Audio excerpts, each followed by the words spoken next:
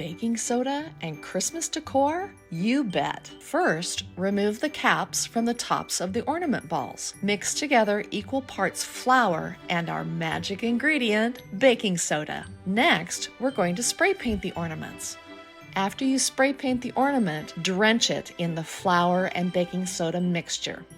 I advise doing this one ornament at a time and wear some gloves. It can get a little messy. After painting and dunking, let the ornaments dry. Put the cap back on the ornament. Using a small paintbrush, gently brush off the excess flour mixture. For a simple holiday display, place multiple flocked ornaments in a bowl surrounded by greenery.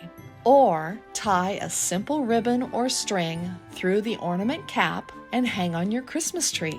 So I'm going to place this in front of me in a plastic cup, and I'm opening up a bottle of polyacrylic. Place this polyacrylic inside of the ornament, and now I'm just going to rotate my ornament slowly, letting that fluid cover the entire ornament. And I'm just going to give this a light tap.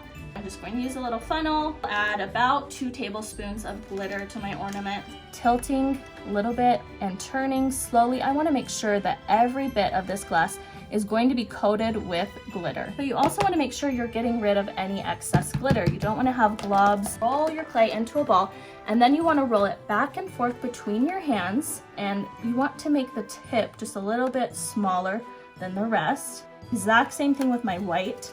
And at this point, I am going to press these 2 ends together and twist. Make sure you have a nice point at the top. So this is what my unicorn horn looks like once it's finished.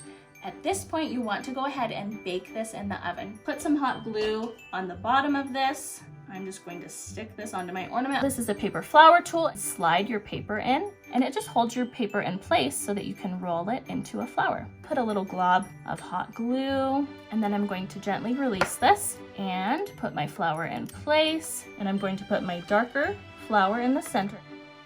And I have cut out a slightly smaller ear out of glitter paper.